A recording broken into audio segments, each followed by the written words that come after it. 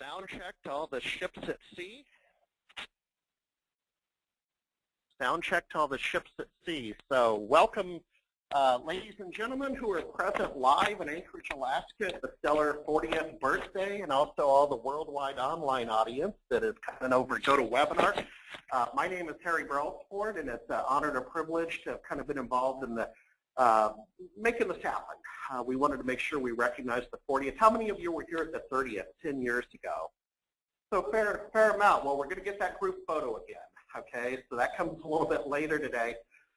Just a couple of high-level thoughts, some thank yous and introductions, and we'll jump right into the speakers. So first of all, I just kind of wanted to reflect on from a lot of the class that I went to school with between 75 and 78 before I transferred over with Marilyn Conaway to school within a school. So I actually never finished at Steller, but I still consider myself part of the community, kind of from the beginning. But Elizabeth, for example, and John, I'll tell you, if the walls could talk, from that era. Now, the good news is they painted over the walls. We used to have a lot of murals, and one that I did that maybe reflected some forward thinking, and fortunately it was painted over in the men's room.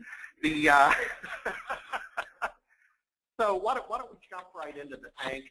And again, first of all, thank you for coming and taking time out of a Memorial Day weekend. Now, maybe just 1 second on how we arrived at where we're at.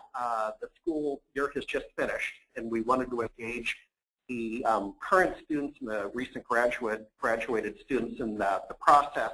And then apparently next week, the school's being renovated. So we had a very limited window to actually make this happen. And then part of the thought was for outsiders to come up and enjoy a 3-4 day weekend. It's a holiday weekend, and I realized the only thing standing between you and the fishing is us. So we're going to go pretty quickly and get you out on the road. With the thanks, first of all, let's just quickly talk about the people that have been involved in the last few months. So we have Polly Beth Odom, Charles Woolforth, Rebecca Johnson, Nina Brody, Ria, who's watching from that camera right up there in Sweden. So shout out to Ria. Thank you so much on the memorial project. Thank you, Ria. And then we have Jess Coyle, who handled the web activities. Jess, are you in the room? Jess, well, stand on up, Jess. You really. And then we saved the best for last, and that's Wendy Wolf, who we wouldn't be here without Wendy's energy and direction. Wendy, where are you? Come on up. Come on up. This might be a standing ovation. Thank you so much.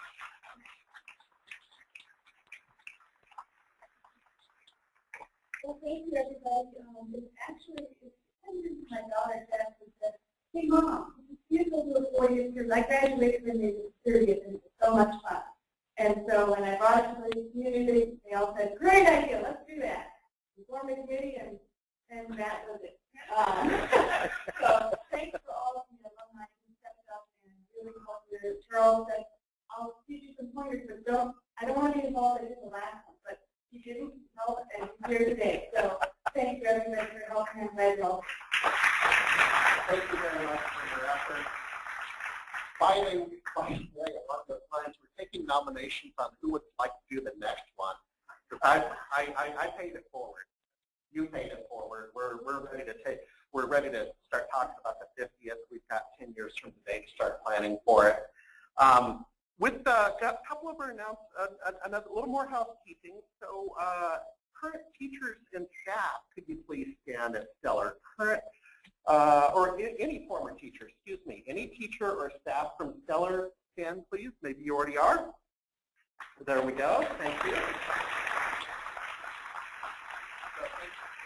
Thank you for your service. We'll have Charles Woolforth up next. Mark Begich will be stopping by momentarily to talk about his experience at Steller. Charles, I think you're going to introduce Mark, so if you could please once again apologize.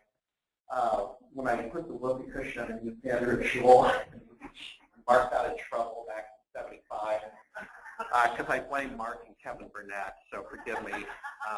I think he still has a resentment about that. So quickly, maybe a couple of comments on what Steller meant to me. I guess my feeling was to get involved, I run a technology company in Seattle. I have 10 employees. We're about a 14-year-old company. We do events, probably in excess of 100 events a year. And so that helped a lot. That this is what we do as events, and we know this motion. But more importantly, I guess if I trace where my fundamental or foundation years were, it would be Steller. I mean, college was fun, and grad school was okay, and so on. But Steller was what really impacted me.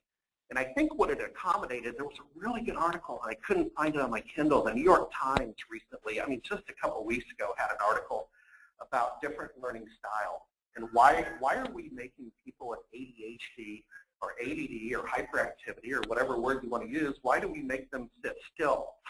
Why do we make them sit still to learn? And it was about a 1,500-word article. Well, the good news is I have those conditions, and Steller didn't make me sit still. They allowed me to work on campaigns. I remember, I think Mark's dad, I think we worked on some of the early, well, that would have been SHUGATS optional, but still, we worked on a lot of community involvement, KAKM and KSKA, some projects we did. So that's just a shout out to Steller and why I want to get involved and offer a big, huge thank you to Steller for what it's done for me. And then I'll end on this, that if the door's always open down in Seattle. I'm up on Facebook, so if you ever want to chit-chat, have a cup of coffee, if you come through Seattle, if you'd like to learn more about some of the opportunities down in Seattle. Amazon's now the new, and Microsoft's the old. So there's some real subtle differences down there for those of you that have just graduated, and I can offer my free and unsolicited advice, perhaps, on how you might have a good career. My 18-year-old boy is just about to graduate, and my recommendation to him right now is just one word, and it's robots instead of plastics from the 1960s in the movie The Graduate, probably through software in the 80s. That's kind of gone a particular way. I'll end on the word robots. So with that said, Charles, I think I've covered off on some of the housekeeping. Sir, you want to come and talk about your experience? It's always a pleasure. We had a lot of fun. Well, thank you, Harry. Round of applause for Harry. He really got this done. The mural he was talking about was highly controversial. It was a dollar sign, a huge dollar sign on the wall. And the thing about it was everybody here was a nonconformist, but all hippie style. And then Harry showed up, and he's was wearing button-down shirts, and he finds the dollar sign on the wall. So that was just like anti-nonconformist, you know, which you're allowed to do here. And everybody, and I saw, I think I saw Bob Reed come in. Did I meet? I care for Bob. I think I probably one of the first teachers in the first year when the school started, and there was no furniture. And the parents and teachers had to get together and get old doors and nail pieces of 2x4 on them so that we would have tables. And because we got a building that had been condemned, it was empty, they had no furniture in it, it was dirty, and parents and students and teachers got together at the beginning of school and built furniture for the school. So we've come an awfully long way. You know, we're sort of like the old ones around town now. And I sort of have a Steller in the blood. I mean, Steller, like Harry was saying, Steller is a huge part of who I am today. You know, the self-employed writer, I kind of never stopped to write Steller independent studies. That's sort of what I'm doing. I had attended an open classroom at school in Juneau when I was in 3rd grade, and then coming to Anchorage was in a regular classroom, and my mom was super active in the community and saw that wasn't working, and so she got involved and helped me start SHUGATS Optional, where we just had a 40th anniversary. I'm not quite sure how we had the 40th anniversary for both schools in the same month when they started 2 years apart, but you know, we don't worry that much about the details, right? So those kids and parents coming out of SHUGATS wanted to continue out after 6th grade. And then there were a lot of other people in Anchorage who wanted to see a secondary school on the same kind of open concept. You know, students and parents and teachers who got together and had a committee. And I'm proud to say my mom was the chair of that committee, the Committee for Alternative Secondary Education, the CASE committee. Went to the school board and made their case. made all kinds of promises about how inexpensive it was going to be, and we didn't need any furniture, so my dad was actually going in the garage recently, going through some old papers, and he turned up my mom's files from when they were doing that work, including the notes of the meetings and the stuff that they gave to the school board. And I just pulled this out because I just thought this could be written today. I mean, this is a description of the original proposal dated February 7, 1974, proposal and optional satellite secondary school program. It's a program which effectively combines the individual's right to freedom and responsibility for self, can become a community of learners developing diverse ways of learning and individualized experiences. Yeah, did that. Specifically, we seek to develop a secondary alternative program in which people value the process of learning, acquire academic and social skills needed to cope with adult life, learn in ways commensurate with their individual needs and desires, develop intellectual curiosity and creativity, develop a sense of commitment and responsibility, develop positive feelings about attacking new problems and applying new ideas, develop and reassess personal values, see themselves as worthwhile persons, and develop self-confidence, respect the individuality of others, receive intellectual, social, and emotional counseling, and develop a sense of community and come to appreciate and participate in the community at large. I just read that and I said, wow, that is what we've been doing, right?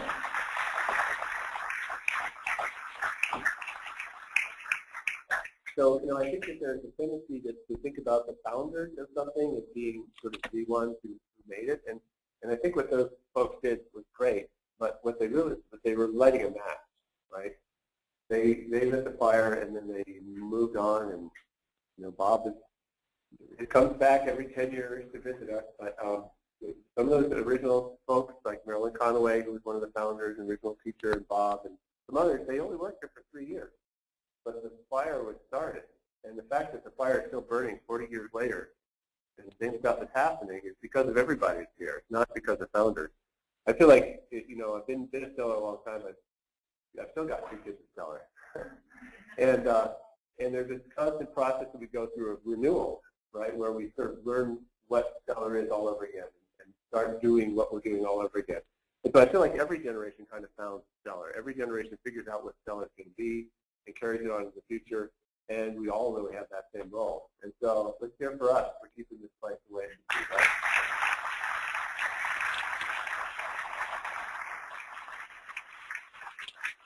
So I know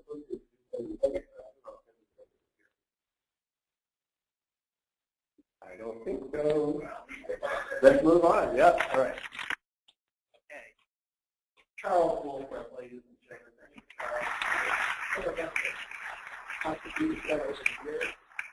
So we'll wait for Mark, and when he arrives, we'll go ahead and have him have a little chat with us. So I think we want to call up Polly Beth Odom up. If you could read the letter from Beth Rose, please.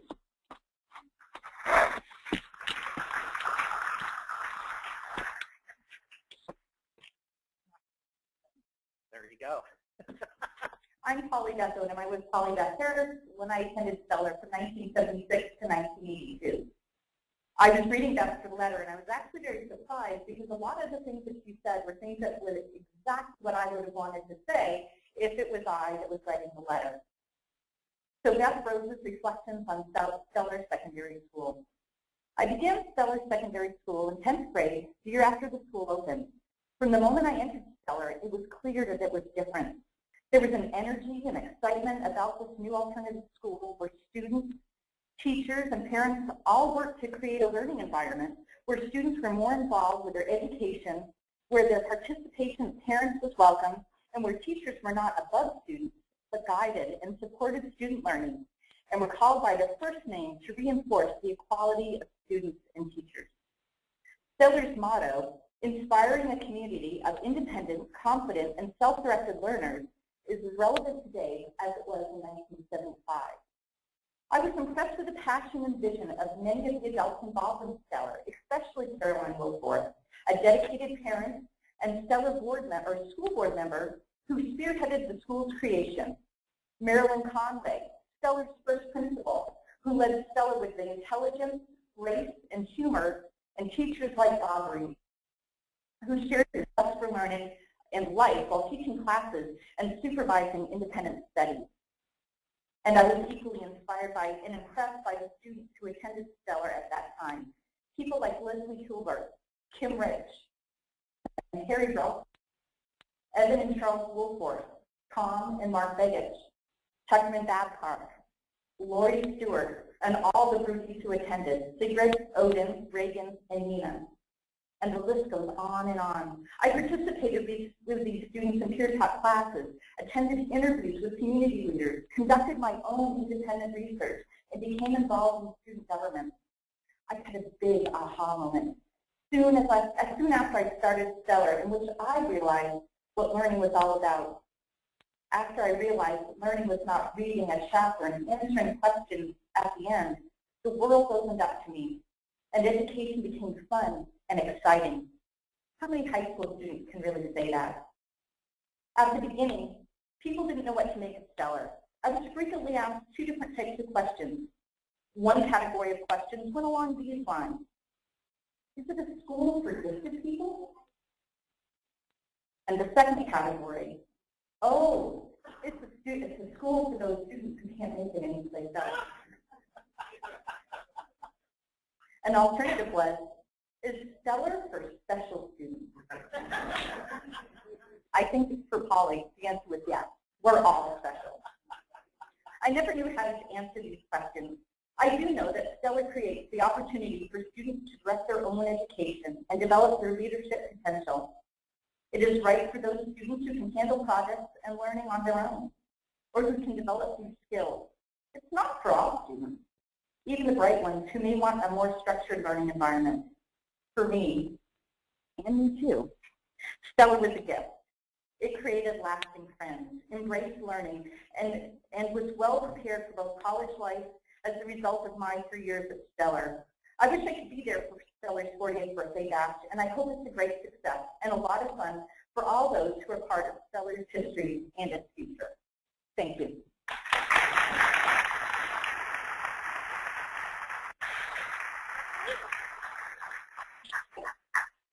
All right, great job. So, folks, take a second while we have a moment to look over the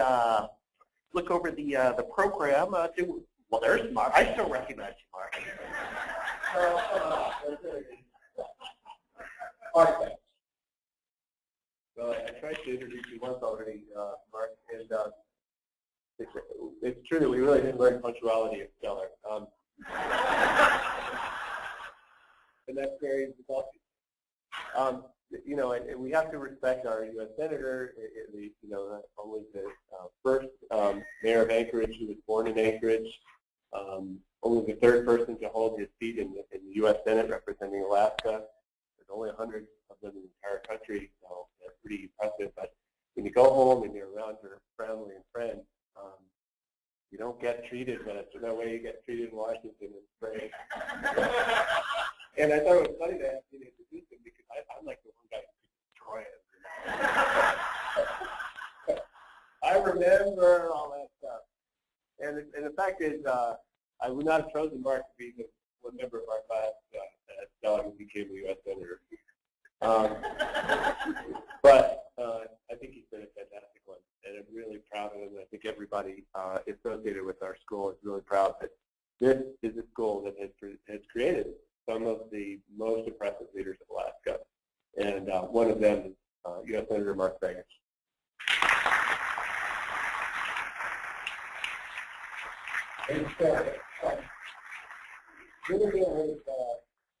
Somewhat funny about this. So I see my schedule says 1:30, but you'll be on at 2 o'clock. So I pull up. I'm early, which is rare. So I'm out here in my car making phone calls, doing some other work. And my sister, I don't know where Stephanie is somewhere, says, "You're on. Where are you?" And then Susanna Worsham says, "Are you close?" I said, "Yeah, I'm in the parking lot. What's going on?" "You're on." I know. So Charles, thank you for the double introduction. I appreciate it. And I was actually, as I'm sitting there making phone calls, I'm looking out, I'm facing to the soccer field, or the field, the rock garden. And I was remembering when I was here, and one of our tasks was to pick up as many rocks out there one year. We thought we could actually build that field ourselves at one point. We tried and kind of had a half-party project there. But I was remembering as I was sitting there, before another phone call, I didn't know what I was thinking about while they were telling me something. But I was paying attention. So for all the former teachers here, I was paying attention. Let me also say, I got a couple of thoughts. First, 40 years, as I was coming inside the back entrance over here and coming down the hall, I was thinking that, and I walked in the first room. Of course, many of us remember there was only one room, and it was a very small, multi-purpose room, which had an unbelievable stage. And I was remembering that as I was coming out of the hall, but I also remember another time I was at an event recently, and there was someone there, and they asked me, you know, say some comments. I said, sure. And they were with Cooking and Tribal Council, which was right next door here. There used to be an old blue building here, but it's still there. It's all redone. And I remember I was trying to explain to them our lunchroom, and they said, well, did you guys serve lunch? I said, no. Our lunchroom was Arctic Roadrunner, McDonald's, whatever. The donut shop was turned into a porn shop. I don't know what that was all about for a short period of time there. Things changed. You know, and I was trying to explain this, and it kind of looked at me very odd. But 40 years, Steller is an incredible place. There's no question about it. It, as Charles said, it produces incredible people that I see throughout, not only throughout Alaska, but throughout the country, that are incredible leaders in their own right and doing their own thing. I was at an event that we did at Moose's Tooth for my re-election campaign, and there's a group of young people, and this, I don't know if he's here, but this woman raised her hand and said, oh, you know my dad. And I said, oh, you went to Steller together. And it was Jeff Stanford's daughter. I don't know if Jeff is here, but I'm thinking to myself, I am getting old. I didn't think I was that old. But I remember coming here as a 7th grader. You know, I had a year and a half at Lake Otis Elementary after my dad died. All our family came back. I was at Lake Otis for a year and a half at 7th grade. This place was opening up. I think it still had the chains on the door because it was a condemned school. Some might remember that. We had to figure out, you know, and you're going to 7th grade, right? And the first thing you get is a boys' bathroom with a toilet as low as your knee. And you're going, no, I'm going out. I want to think I don't bend over. I'm bigger now. I'm a 7th grader. I want some respect. We're still, so it doesn't happen to you. Don't worry. But I remember that, and it was really an incredible time. You know, we thought we had a library. I mean, we had a library. I remember in Ken Manning's class in geology, there was the two was in the preschool or the kindergarten class all the way at the end, and they had the 2 little bathrooms because you had to have bathrooms when it was in elementary school for kindergarten. We turned in the dark rooms, and some might remember that there was we couldn't even afford a safe light, so you'd go in there, and you'd be like, okay, flip the switch on, get the photo, and now you're doing everything in the dark. Okay, I think I put in the right chemical, and you know, you come out with some very unusual photos. We had no timer. So, and then you're doing this all. I remember, I have to tell you, that really honed your skills very quickly. And it was, you know, we didn't, most of us probably didn't know what we were doing, but we had a great photography class there. I remember, did I see Bob come in? Where is he? Yeah, where is he? Oh, there.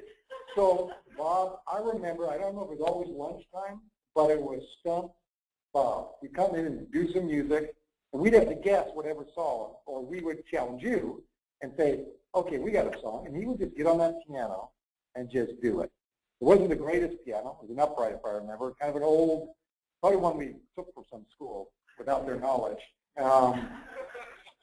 We did scavenge a few things, but I remember that so much in my mind. I remember, you know, the years here were impressive, really in a lot of ways for the people that came here, the students, the teachers, the parent involvement. You know, the parent involvement was unbelievable. You know, if every school had this kind of parent involvement, the education would be incredibly fantastic. We have a great system now, but imagine if every parent had the time and ability. But what it was more impressive was students were engaged in it. It wasn't just parents and teachers deciding the outcome of what was going to be important for education. Kids got to get engaged at all levels. We got to say our piece, and sometimes more than we should have. And we did something that no one else was doing. We broke ground on an incredible educational idea. I can still remember, I think we had school district's art offices here, if I remember right. So we were very fortunate because we got the best of all the art equipment, teachers, and the folks that were here. There really was an experiment that most people, I think, weren't sure if it was going to work, except the people that came here, the pioneering students and parents and the teachers. And they let us do some things, and Charles will remember this, and Harry and others, and they let us, we had no sports team, if you could call it. Yeah, but we had one. There was one that we had, which we played in 2-piece and 3-piece suits. And if I remember, who was it played in the tuxedo? Someone played. No, it wasn't Tucker. Kurt. Yes. And so here we were playing volleyball, which of course for boys wasn't around. There was no volleyball for boys. That was kind of a girls' sport. Well, we can play this game. So we came out, we played the 21 all the time to score. We were playing 3-piece and 2-piece suits, not sports suits, I mean suits. And I think we only lost one, and I think it was one time against the professors from the university. But we beat them again, and the teachers, I think it was Walt Sinclair, very competitive principal, very competitive. And I think they put together a teachers team, which we also beat. And we played because it was something we decided to do, and they allowed us to do these things. I remember when Sharon Clausen, I don't know if this was just to get me out of her hair. I don't know if Sharon's here, but I wanted to make jewelry. You know, jewelry. I wanted to make some money. That's what I wanted to do. I wanted to make some jewelry and sell it. Charles was right. I had no interest in public office. I was interested in making money. I wanted to, you guys might remember, my first car was a new car. I was very excited when I turned 16. My car was delivered. I bought it as a fleet purchase out of Seattle. I got a great price on it. And but I was making jewelry. They let me kind of hang out in the back. But that actually gave me an opportunity to be an entrepreneur and be in business and open up, the first non-alcoholic teenage nightclub in town with a lot of stellar people helping me out. I got into all kinds of different businesses because they allowed me to do something that I'm not sure would have happened in another school. But it gave me that chance. I was not, and oddly enough, teachers will remember this, students may not, because I get this question when I go to other schools and they say, how did you become an elected official? Well, here's what it was. What Steller taught you is when there's a problem, you can look at it or you can take action. And even if you think you're in the small minority, you can step to the plate. And that's what it taught me. That's what it taught everyone I know that's gone to Steller, that you're not afraid to take on challenges, that then when there's a problem, you go and deal with it.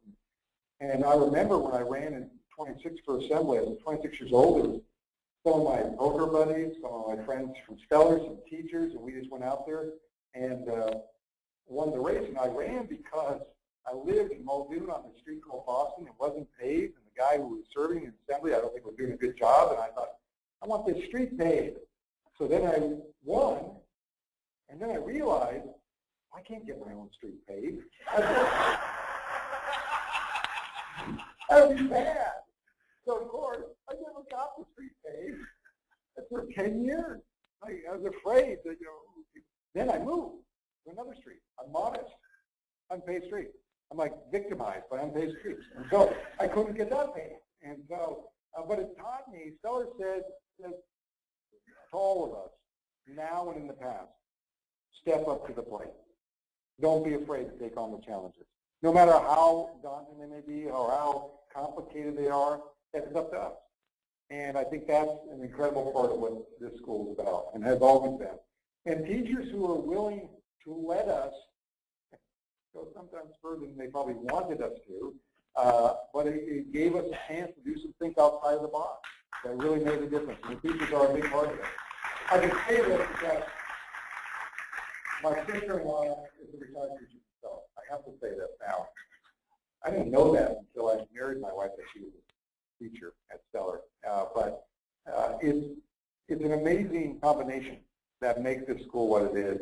And for me, I look back at these years and I think about all the things, even the silverfish in our closet that we had to deal with, the sprinklers that would shake whenever they go on, not even on, just kind of vibration. The hallways that were very dark, the lighting was very bad, but the wall we got to paint for that expressed who we are. Or when we graduated, and they said, you get to make your own gowns. That was because we were too damn cheap. We didn't, we didn't have money, I thought. So sure, we'll make our own gowns. Or, as I was going to say earlier, that, you know, I avoided taking speech until the last, it was required. You know, now it's called communication or whatever it's called, back then it's speech. And I avoided it with the plague. And they, you got to take it, you're not going to graduate. I wasn't your best student. I was a good student. I wasn't your best student. But Steller understood that everyone's going to learn at a different pace. Everyone's going to have different specialties and things they like and didn't like. But try to find those. And again, the teachers let us experiment beyond what we would probably see in other schools. So thank you to the teachers. Thank you to the parents who supported us to make the school. Now some of us are parents of other kids that are going through the system. And we thank you for that because you taught us how to be great civic people, participate in your community, but also how to value education at all levels, no matter where you come from, who you are, where you are academically, that there's all kinds of opportunities, and Steller really created that. So I'm just honored to be here for the 40 years. I don't expect, I had a gentleman at the Pioneer Home, my wife on this morning, very nice gentleman. He raised his hand. I think, oh, what's the question? And you always, in politics, you're never sure. So the guy says, so what should we call you? I said, I've never had that question before. And I'm looking at him, and I said, well, you could just call me Mark. And he goes, well, that's the right answer. And I thought, okay, in Steller, that's what it's about. It's who you are as a person. It's not the title you carry or what later you do in life. It's always who you are as a person. And that's what makes this school very unique and very incredible in a lot of ways. So thank you for allowing me to say a few words and be here. Today I'm 40 years anniversary. So thank you all very much.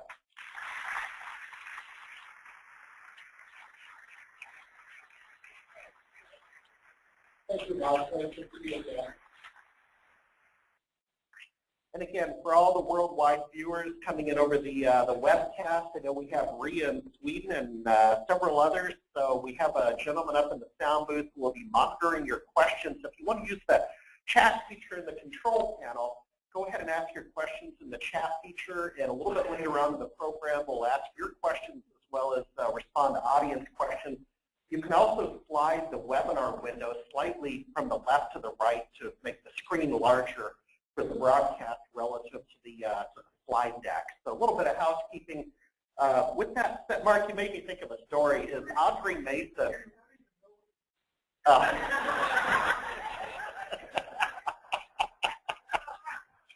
So we're broadcasting live. Is Audrey Mason in the audience? Audrey had a little, Mark, kind of like your story.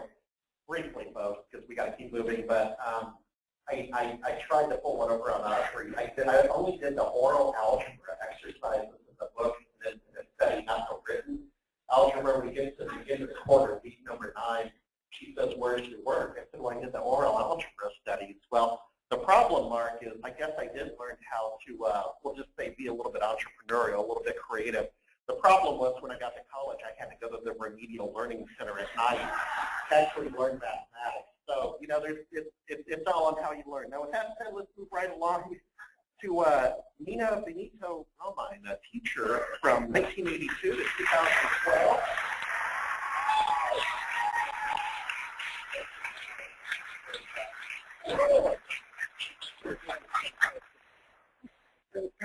Oh, it's so nice to be here at the 40th, and may I say big thanks to everyone who put it together. It's wonderful after having been here 29 years and working on every committee and every project to have had done nothing, and it was really great just to come and be again. Well, my first introduction to So it actually happened when I was a student at Lewis and Clark College, and I was taking Foundations in Education from Zyder Wahab.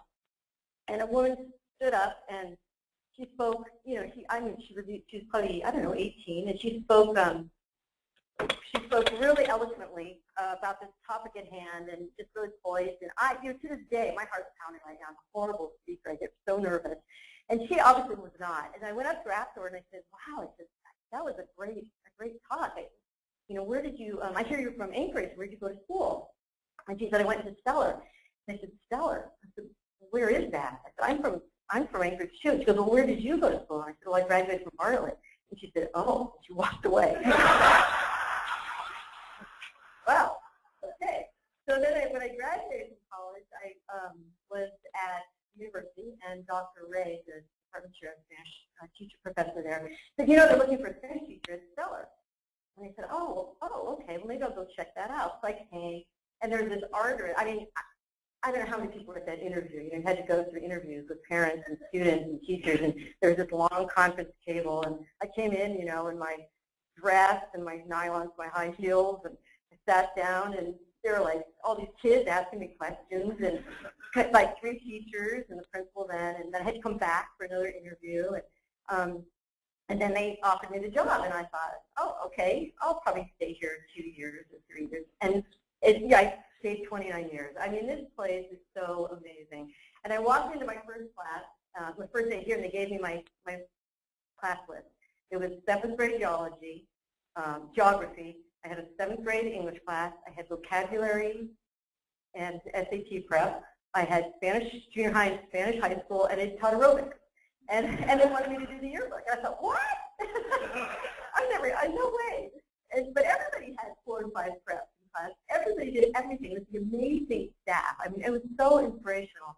As a young teacher, Larry and I got hired the very same year. And I don't know if he was as baffled as I was by what was going on, but I didn't say a word for about 7 months. I sat at those staff meetings, which were frequent and lengthy. I mean, we met twice a week, and some of those meetings went on until 6 o'clock at night. I mean, it was ridiculous. But we wanted to go through every student and their weaknesses, their strengths, and how we could help them. And it was just intense. And I had no idea what was going on when it came to class scheduling. They would write it on the whiteboard. They'd count how many spots were for junior high and how many for high school and what requirements were being met. And I just would nod and look like I was thinking and think, oh, cow. I had to know what they're talking about. And it took me a long time to get all these intricacies down. But one of the best things, I walked into my first classroom, and I, assigned the kids their speeding chart. I said, well, here's the speeding chart. And they looked at me and they said, what?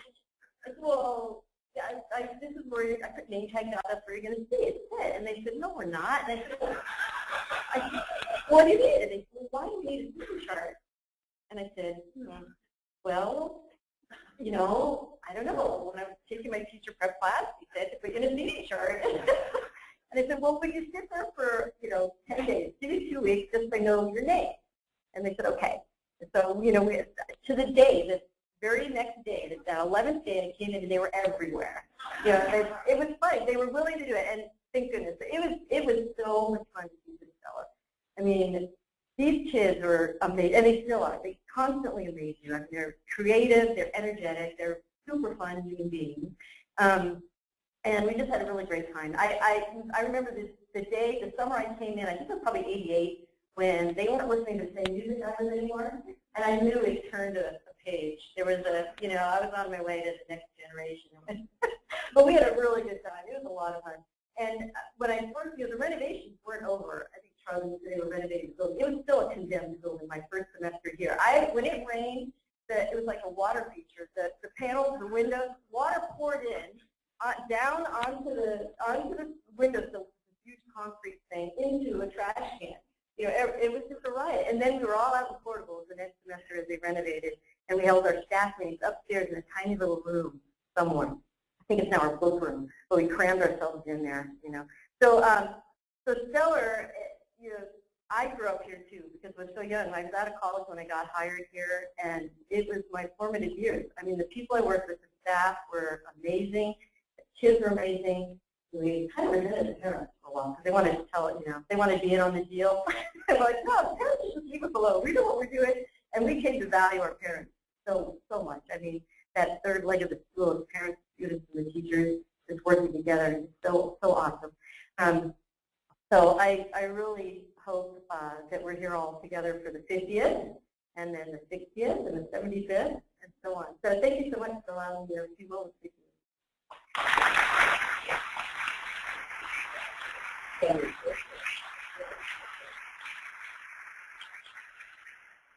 Let's keep moving right along, folks. Again, a little bit of housekeeping. We'll have the group photo up here in front after the speeches this time, and we'll be shooting from up there. Those in the worldwide audience, remember the email that we sent you when you signed up. You're supposed to take a selfie, okay? So take a selfie and post it up on the Facebook page for the Steller alumni. With that said, let's go to Ken Burry. Ken?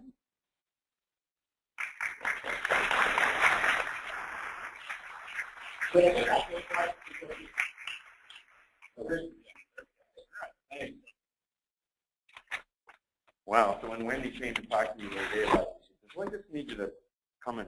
I said, well, how long? And she said, well, however long. And I said, that's dangerous. So, but here I am, and I didn't also know that I was going to be worldwide. So I guess this is my 15 minutes of fame, although it won't be 15, I promise. And she said, I want you to talk about how Steller has changed. Oh, my God. And the funny part about that is every year we would go through this thing where people would come back and, graduates or whatever, and other people may say, well, Steller has changed. It's always, it's bad, it's bad. Steller has changed. But the weird part about that is it has changed every year in 14, well, almost 16 years that I've been here now. Some of it good, some of it maybe not so good. I remember my first experience coming here, the person who preceded me was Phil Barnes. Some of you guys out there remember Phil. And he said, the one thing you need to remember about Steller is he said, fly under the radar. I mean, and that was a mantra that was repeated almost from every staff member I ran into. Because, if they know we're here, they're going to try to do something. So anyway, and that. So what did that mean? Well, it meant chairs with rickety chairs, with plastic chairs that fell apart, desks that were falling over half the time, couches and things like that had things crawling out of them. And anyway, but nobody seemed to mind, and so I said, okay, that's good. So we kind of moved on from there. And but I have to say, the one thing that I really love about this place is that it has not lost its soul in all the times that I've been here. I'm going to talk about, things about what has changed. I mean, obviously, we're dealing with a lot of pressure from NCLB and other stuff that's changed. Attendance, people are actually expected to go to class these days. We don't have the lounge blizzard issue that we used to have all the time where, a quarter of the school is actually having their own class out of the lounge.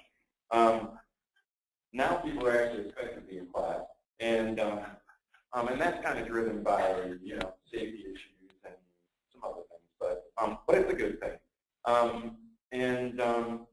We have lost our SDL program, but it's been replaced by a packages program that we think is even better. And what's better about it is that we've embedded it right in for our curriculum right now, and kids, although they were for the most part a little cool to the prospect at the very beginning, they've really latched on to this thing, and they're finding that they can do some really cool stuff with this. And those of you who've been around for some of the, I'll call them the exhibitions we've had at our all community meetings and things like that, have found just how talented our kids can be, given a lot of freedom for work on things.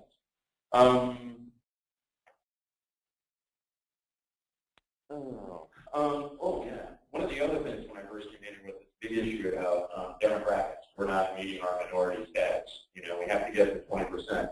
And that was, for a long time, a big deal. And the district said that, well, you can't do that. And then it was like, we couldn't basically substitute time to try to reach that preference point.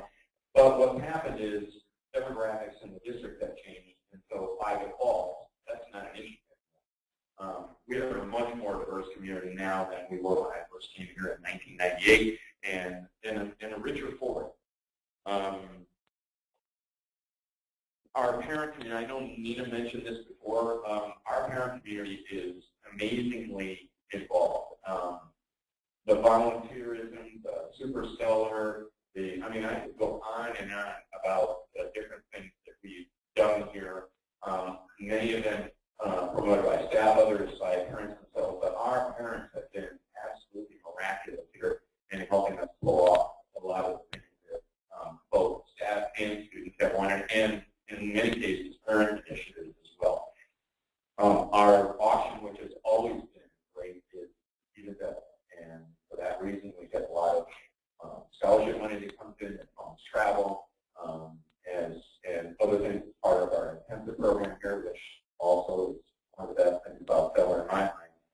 But I want to kind of shift gears a little bit. I just got done taking a group of 13 students here, grades 7 through 12, to Nicaragua. And they were in a community service program working, teaching English to little guys, kindergarten through 11 years of age.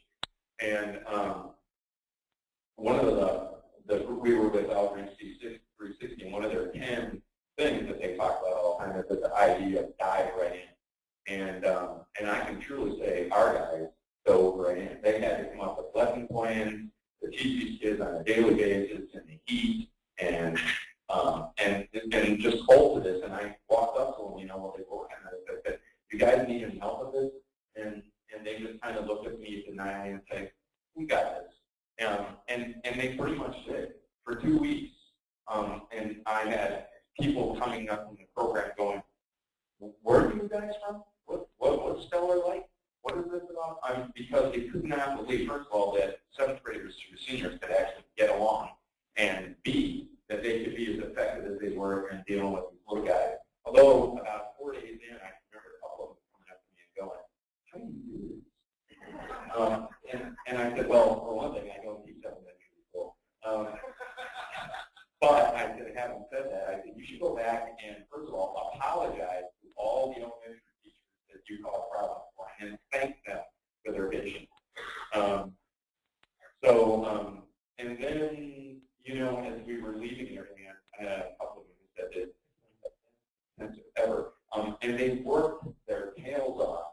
But the reason I bring all that up, it isn't just about the intent that I have. It's about how our kids comport themselves whenever they're out in the community, not just the local community, but across the board, whether they're in other countries or wherever. I always come back, and it's kind of like I live in this little world that, you know, I just don't realize how other people expect students, kids, to act, and basically what they can expect from them. And I can say without a doubt that our guys, wherever we take them, people are just amazed. And it happens here. I mean, the foundations that laid here at this school early and often, and I just feel very privileged to be there. I know if I wasn't at Steller, I would have retired long ago. I could have, and maybe I should have. No. But anyway, it's just been a tremendous experience here, and it is the TV come back and the family community. Steller is, you know, school-like community, and it really works. Thanks.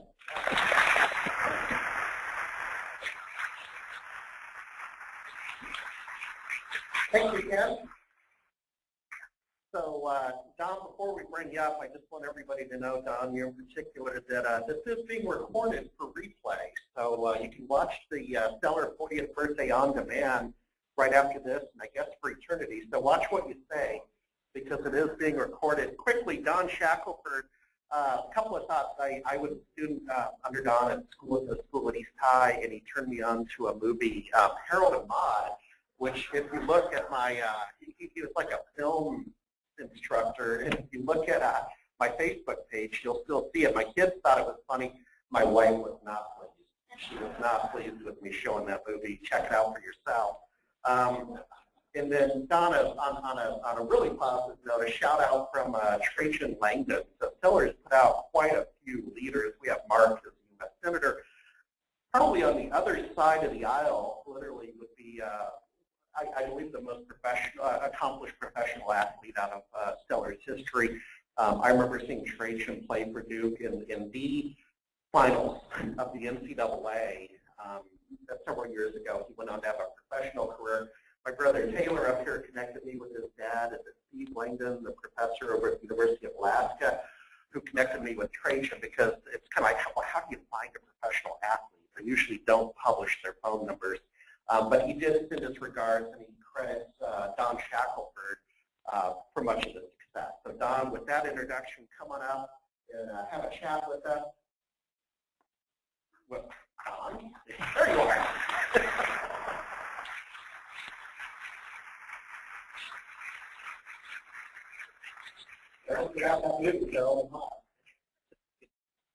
Nice to see you, Harry.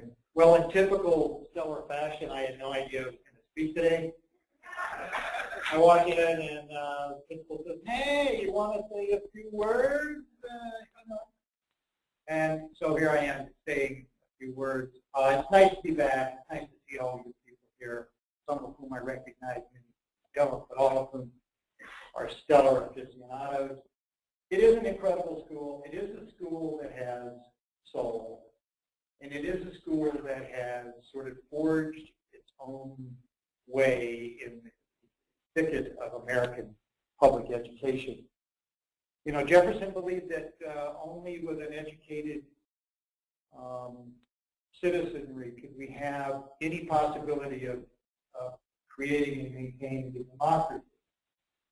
Because if people are stupid and ill-educated, they're going to do stupid and ill-educated things. Thank you, Alabama. But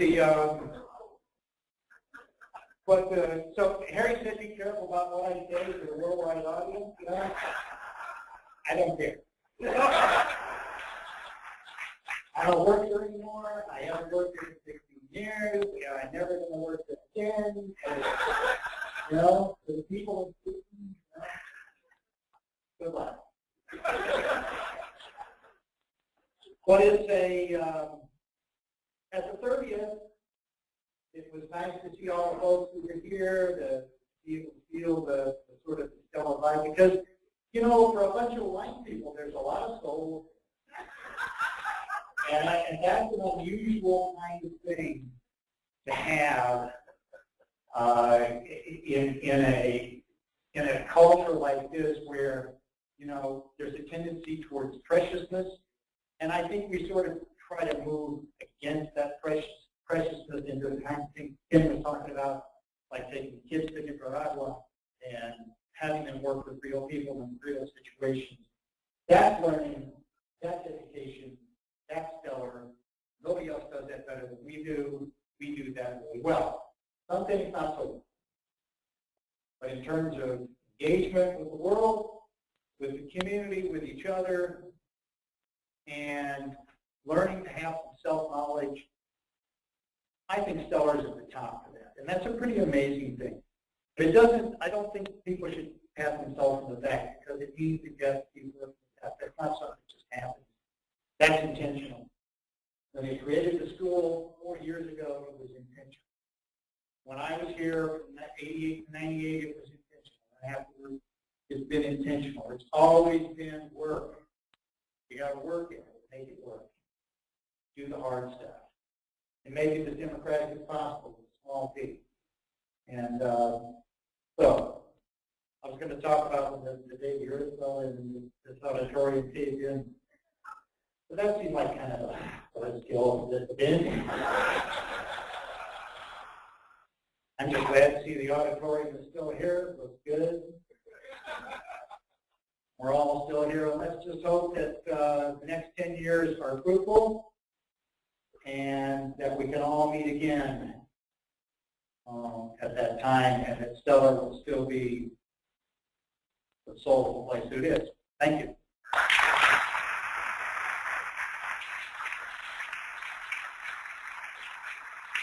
Thank you, Doug. Appreciate the words of wisdom. So Dale, come on up, Dale. Dale Urban, and Did I get that right or did I butcher it? There's something about the continents, the order of those continents. But we met, I think it was back in January when we started this whole motion. So we're relatively new friends, but I sure appreciate your support and assisting us with the birthday party today. First of all, I want to thank everybody for coming here and being here on your Memorial Day weekend. I know there are very few special weekends in the year, and it's one of them. And when you put this event over your family sometimes, and you realize that this is your family, look around, those of you who have connections to Steller. I've been here a relatively short time. Been here for 3 years.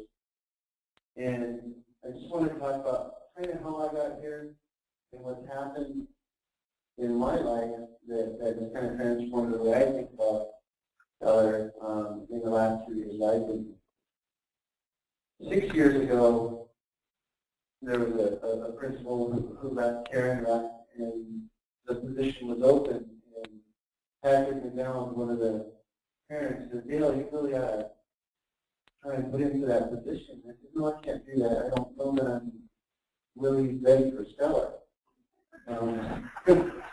You know, my whole career has been in conventional high school, working with some of the toughest kids in school, and that's just kind of where I wanted to be. I wanted to help the kids who didn't have for themselves, and you know, I wanted to give them that kind of support.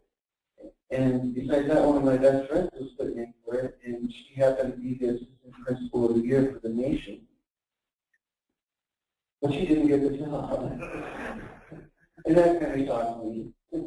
And then 3 years went by, and the position came open again. And the same parent said, "Dale, I really want you to put into that position." I've known him from working with the Nordic Youth Association. And I said, "You know, I might be ready for that position." And the more I read about Steller, because I really knew nothing about Steller, I got into the philosophy and I got into the web page, and I started thinking, well, that's not very different from what I've been doing with the rest of these kids.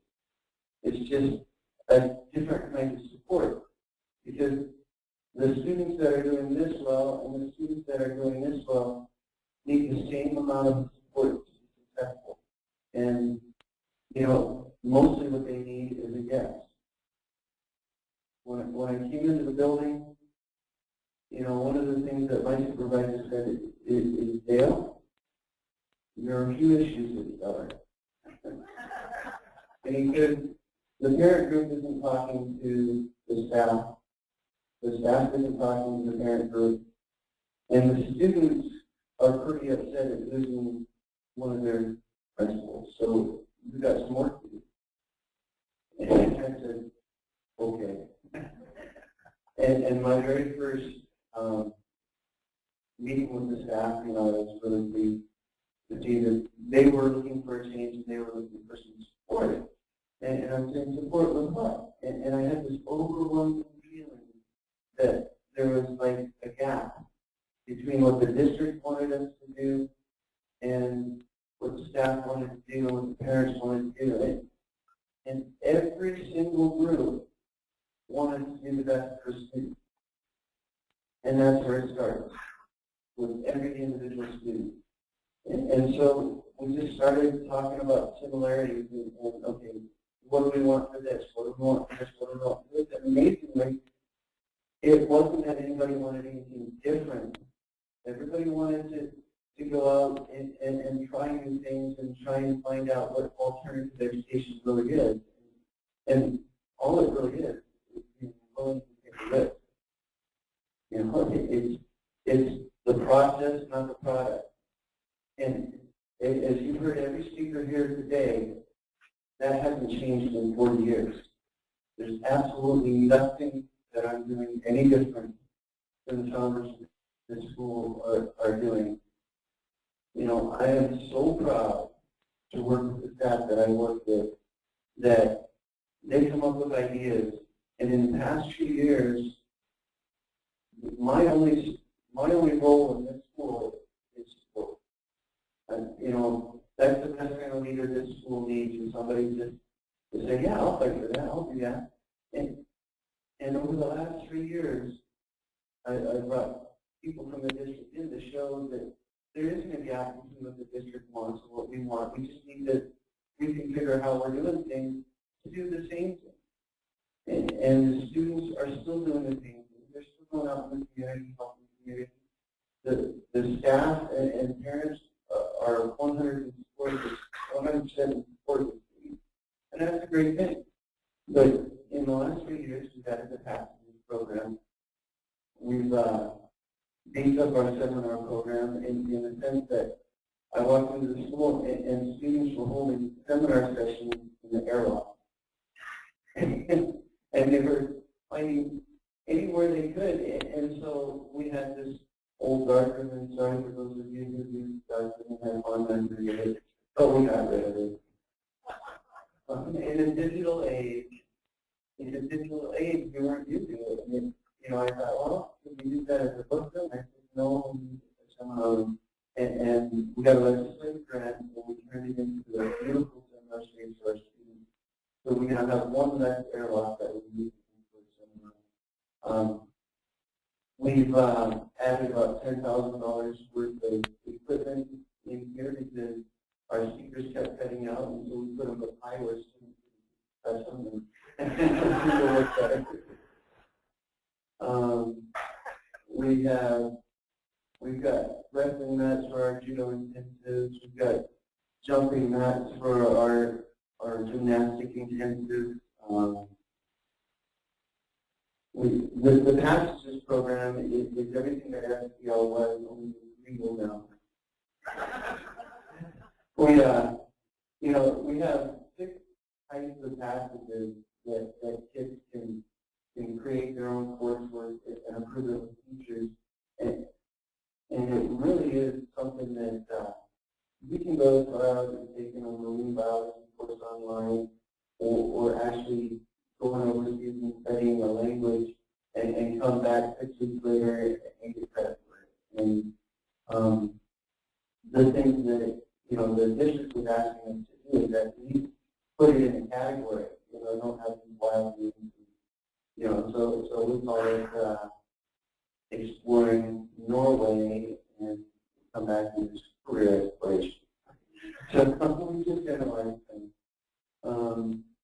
But the most exciting thing that I want to talk about is something that hasn't even happened yet. The staff has come up with a thing called the independent semester. And we all know that students at Steller have graduated with more credits than anybody else in the district, except for Polaris. But so they generally graduate with 26 credits minimum because of our intensity. Well, most of our students can finish up all of their required classes by the time they're halfway through their senior year. And we have students who want to leave us, halfway through, so they're this or that, and that's fine. But we like to offer that kind of student an extra challenge and offer them what we call an independent semester to create a learning environment where they can get credit and they do some, it's self-directed learning. They say, okay, it's required education. What do you want to learn today? And they ask a question on Monday. I want to learn this. And they have all week to work on it, and on Friday they present it to each other. And it's all on their own. We have a teacher that is a teacher of record, and we'll keep track of that. But they do all of this required learning. We're offering them 4 out of the 6 classes here to do that, and they can still keep up with their math and their science if they want to. If they want to go on to the college, probably get 4 years, and so they don't just have half the year of self-learning. But it's one of the most exciting things because it's putting the learning back on the shoulders of the students, which is what the school is founded on. And I'm looking forward to seeing that happen. It starts transforming my life. I've never been so humbled how much work goes into raising these kids. And from 7th through 12th grade, the parents that are involved will be 100% involved all the way. And I want to do everything she did just because back in, I guess it was October, that we put that going to happen here. And it's kind of our goal. And one of the things that came out of it is we want to do a 40th celebration. And you know, from small seeds grow great things. And you know, when he picked it up and just carried it, and Gary, I appreciate everything you've done to help out organizing and help that organizing. And then, you know, the staff buy-in, 100%, the students, 100%. You know, 10 years from now, they're going to be in ways, and hopefully you will be. But I just want to say that, you know, this is my last year, and I'm handing over the torch to somebody who has a lot of experience with alternative education, and just let you know that the school is, and I'd like to introduce and welcome the new principal. Please welcome people.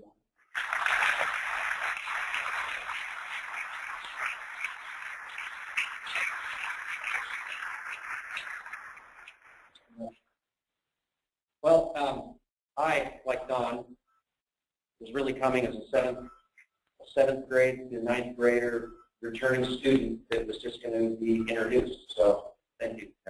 So it is about time for the picture, but I guess what I want the community to know is my goal is to be a good steward.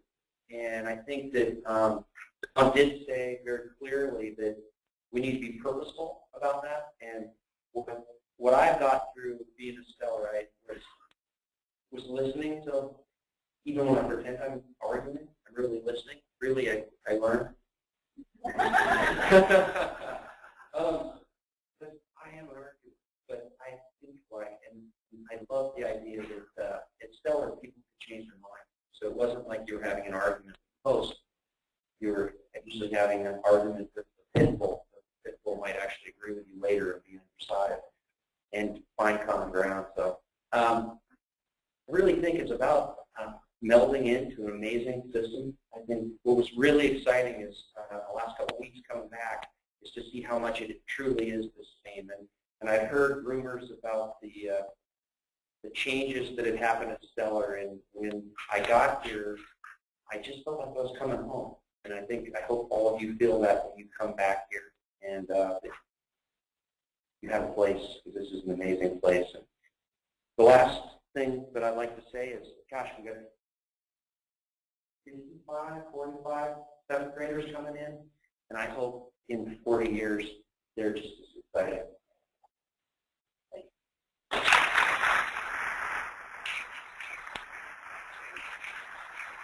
Yeah, I recognize your name, but it was on the agenda. Are you still playing tennis? That's my big question, because you're quite a tennis player back in the day. So good to bump into you again. A couple of housekeeping items. So this is almost over, and we have some fun and some food and a chance to chat. We'll be doing the group photo. Nina Broody. Nina, come on up for a second, because I just want to kind of be party central. There's no party like a Broody party. And, or maybe you can get reservation of an after party that people can go to, and then if you want to go to the after party, I'll be at my favorite lawn next to Bernard Grove. Okay, it's still there, right? Okay, you can take initiative to party. I don't, but people can come to you. We're hosting a Stellarite Sports Vegas fundraiser at 4859 Havelock Street at Representative Andy Josephson's house.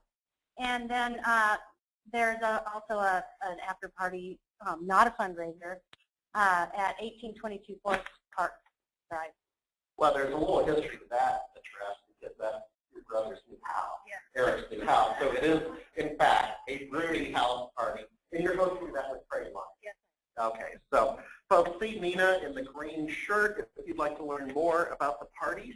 Now we come to one of our last presentations that I think is pretty important.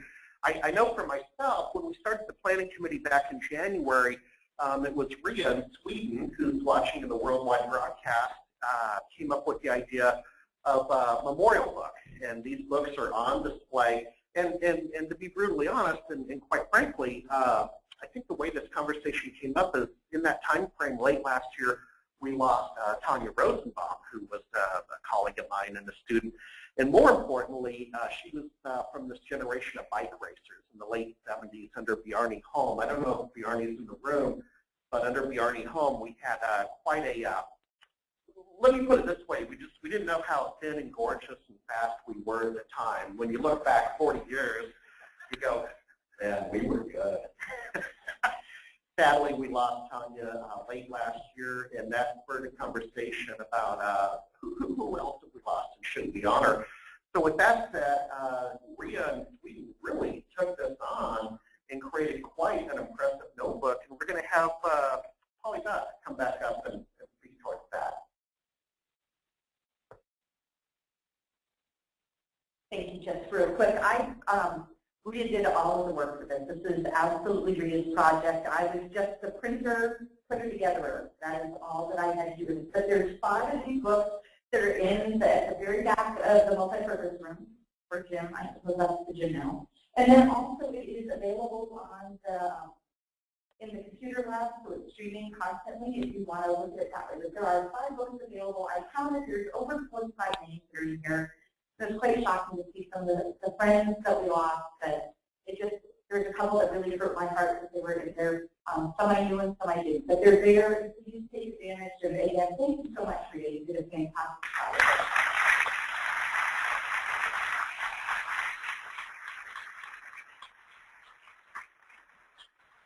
It really is quite an effort, and that's kind of what quite frankly, I think the planning committee, we kind of came together in a stellar fashion ad hoc, and it just everybody kind of did what they do best to make this happen. A couple of announcements, and then we'll have you stretch your legs and come on up for the annual, not annual, the every 10th decade photo for the birthday party. But we're going to go ahead and get in front of the stage. I'll try and stop the slide deck. Okay, good. That's a Windows machine. I know how to work that. Open source and Apple aren't really allowed in the Seattle area, so if you could go ahead and stop that in the Steller 40th slide, please. We have a store opening at 4 p.m. or find Wendy or Rochelle if you'd like to buy some Steller memorabilia. The computer lab, we're going to have a go-to-meeting chat session if you want to chat with worldwide attendees one-on-one. We have, if you look at your program, we've got a lot of activities this afternoon, but at a minimum, I hope you find it in your schedule to stay and just chit-chat with people from your class and different classes. That's kind of why we're here. I hope, I don't think I'm forgetting any of the other announcements. Let me just look over this. Stay in touch and sign up to volunteer, especially for someone to run the 50th. And if you could give us your contact information, we found that was one of our challenges. Here's the good news, is that this time we have social media to find you. We didn't have that 10 years ago, so go ahead. Okay, in the gym there's also a photo booth, and so feel free to get in there with your buddies and have pictures taken the old-fashioned kind. That's also for you today. So thank you, Nina, for getting that photo booth for us. But also in the computer lab, on all of the computers, there's streaming a lot of different pictures. We have intensive that kids have been on with pictures. We've got graduation, I think it's 93, 99, there's another one in there. But anyway, there's a bunch of different levels for different computers in there, so it's not just the memorial pictures that are in it. So feel free to go in there and also connect, because you're going to have to go to meeting with it. So, wander around, and the out in the lobby, there's signs, places that you can connect with current students and that sort of thing. And we're going to do a tour. So that's it. And if you need anything, just grab on us. Okay, thank you so much again for your efforts. We really appreciate another round of applause for Wendy. The worldwide audience, you can clap too. If you clap in the woods, can people hear it? There's got to be a joke in there somewhere. But for the worldwide audience, I'll be posting up the unique bit.ly URL for you to participate in the one-on-one chat on the Facebook pages. But just give me a few minutes after that. So we are at that point, the required group picture. Okay, before you go anywhere, No, not you. Back, Dale. Close that door. Okay, come on up, folks. Let's just make it so. Okay. Taller people to the back, younger people to the front, shorter people to the front. Come on up.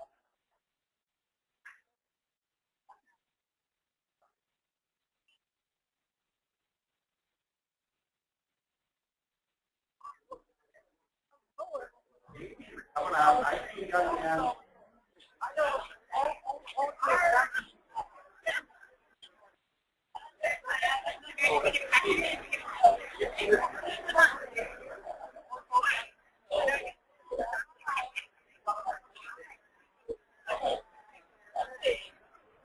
Okay, come on out, folks.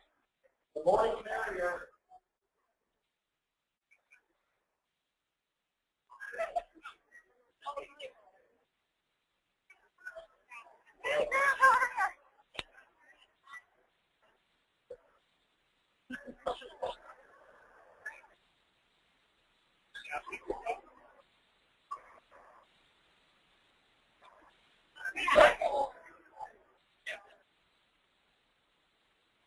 All right. The more the merrier, because people will be interested in what was said.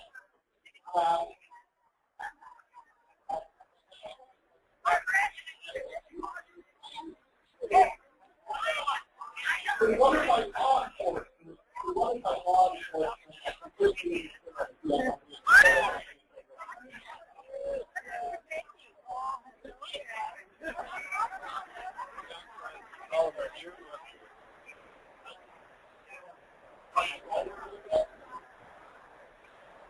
Okay, if everybody can come 6 feet forward, 6 feet forward.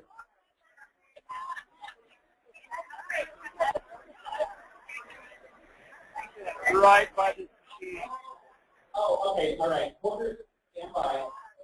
podium forward. Move the podium. There we go. Maybe kind of high. We'll lose. There we go. Okay, for the global audience, it's time for your selfie.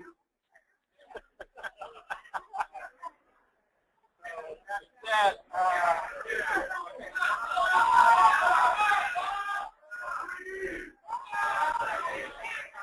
breathe.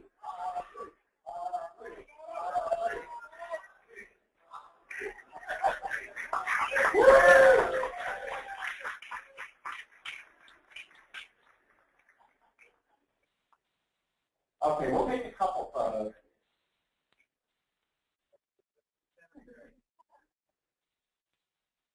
One, two, three. Steller. 1, 2, 3.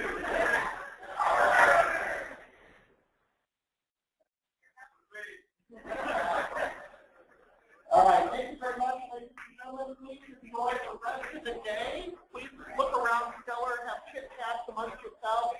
There's plenty of food for everybody, so please enjoy the food. Thank you very much. Jerry, I just wanted to share something with you. When you were talking about Trajan, were you aware that Mario Chalmers attended Steller for 7th and 8th grade? No, is that a pro athlete? He's on the Miami team. Oh. He's been, NBA champ here. Namaste. But, well, he didn't.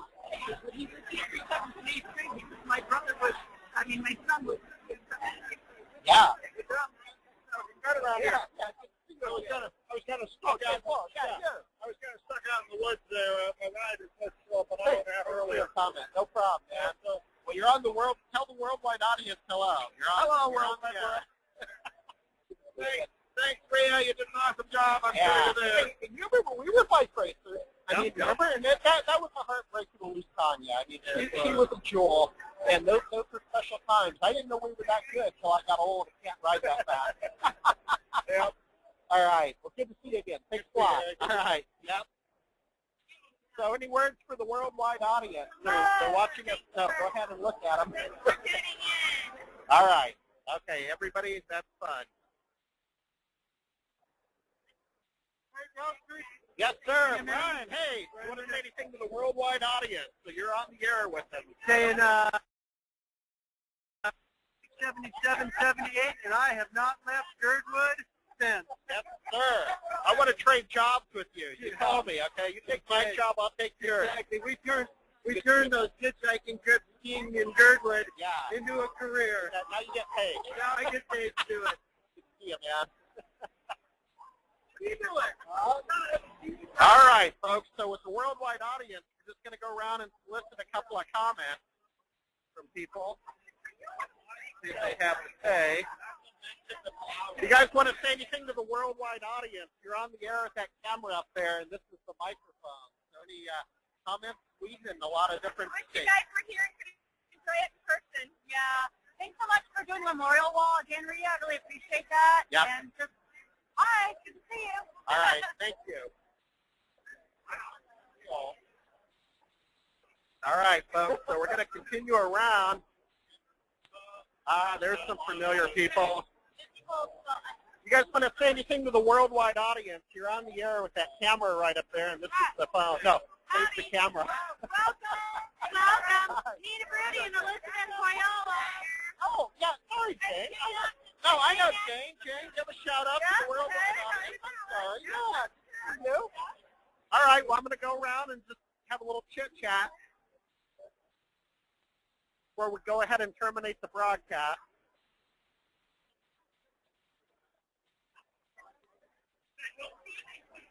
Hey, you want to say anything to the worldwide audience before we go off the air? Hey guys, thanks for letting me be a part of your life. I know that if you're worldwide, that I probably wasn't your principal, but I'll sure be your friend. I appreciate it. All right, thank you very much. All right, folks, so that brings to a close the broadcast. Let me get back out in the center where you can see us. My name is Harry Brelsford. Thank you so much for attending the 40th Steller Reunion. This brings to an end our broadcast, so stand by on the Facebook page, and we'll provide a one-on-one link, bit.ly URL, for you to have a chit-chat down in the other computer lab. Bye-bye.